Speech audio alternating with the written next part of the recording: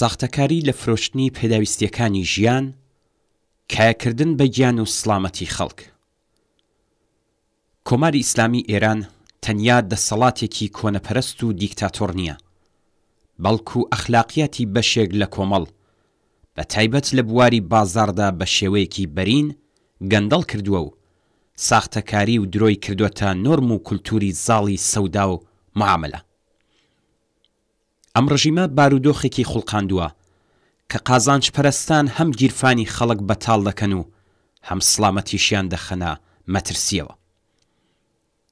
ساختەکاری لە بازاڕ و فرۆشتنی جنس و کاڵای خراپ لە جیات بەرهەمی معتەبەر و باش تایبەت بە ئێران نییە و لە هەر وڵات و نظامێکی داخراو دیکتاتۆر و وڵاتێک کە کڕیار و مشتری هیچ مافێکیان نییە بابەتێکی باوە.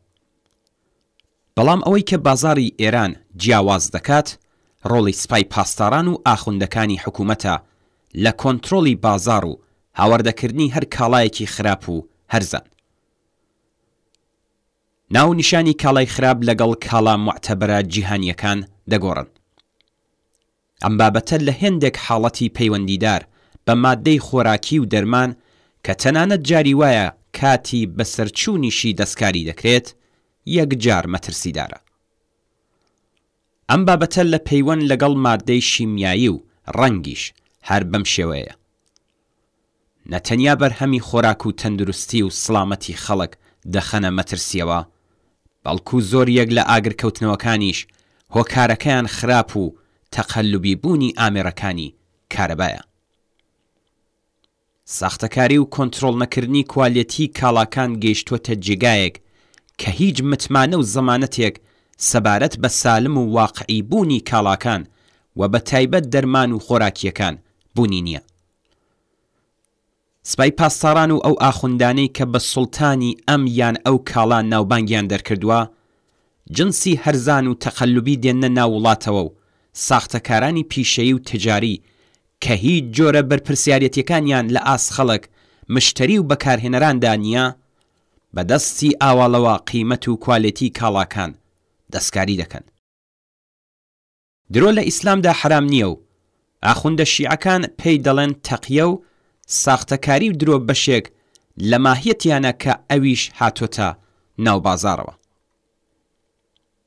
بەرپرسانی حکوومەتی حاشا لەوە ناکەن کە 30% زەعفەران و 70% لەوازمی ئارایشی، 20% سەعاتەکانی بازار، 80% پێداویستی ناوماڵ و 90% بەرەندەکانی پوشاک تەقەلوبین. لە وڵاتانی پێشکەوتووی سەرمایەداریدا لە ئاکامی خەباتی دەیان ساڵەی خەڵک ڕێکخراوی غەیرە دەوڵەتی سربەخۆ و یاسایی بۆ پشتیوانی لە مافی بەکارهێنەران پێکهاتوون.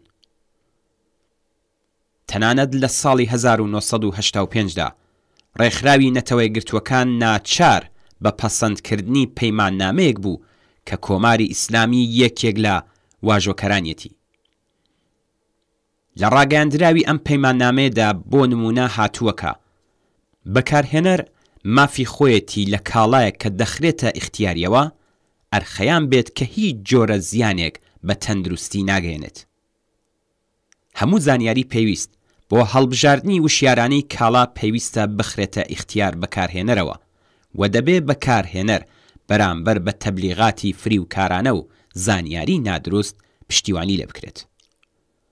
بەڵام لە ئێران ئەم ڕێکخراوە ناوی ڕێکخراوی پشتیوانی لە بەکارهێنەران و بەرهەمهێنەرانە کە ناوەندێکی بێکەڵک و بروکراتیکی دەوڵەتیە و سەر بە وەزارەتی سەنعەت و معدەنە.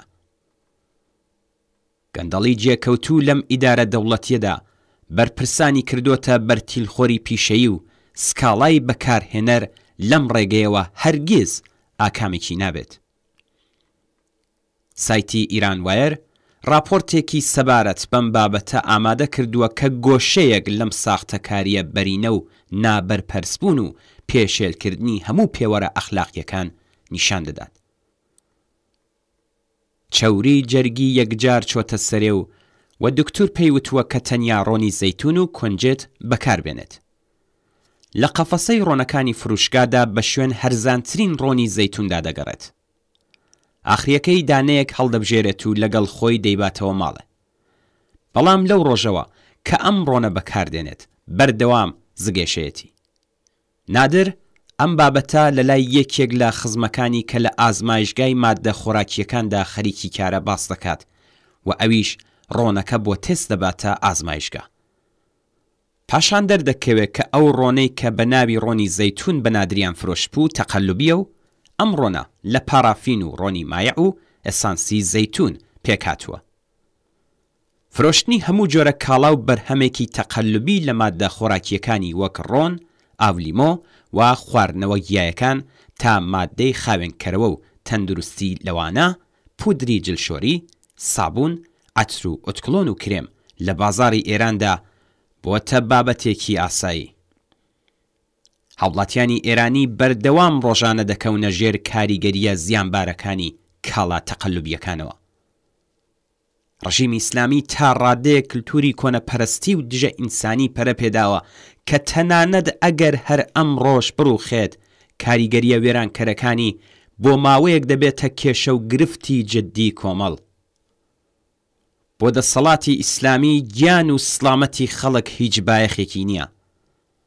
ئاخوندەکان، فەرماندەکانی سوپا و هێزە ئەمنیەکان، بازرگانان و بازاڕیارانی سەر بە ڕژیم بۆ وەدەستهێنانی قازانجی زیاتر دەستە دەنا هەموو جۆرە ساختەکاری و جنایەتێک. پێشمەرجی پێکهێنانی کولتوری ئینسانی کە گیان، سڵامەت و مافی سەرەتایی خەڵک قبول و دابین بکرێت، درۆ و ساختەکاری جێگایەکی نەبێت، ڕووخاندنی شۆڕشگێڕانەی حکوومەتی ئیسلامی و دامەزراندنی نظامێکە کە تێیدا درۆ و ساختەکاری بۆ قازانجی زیاتر هیچ جێگایەکی نەبێت.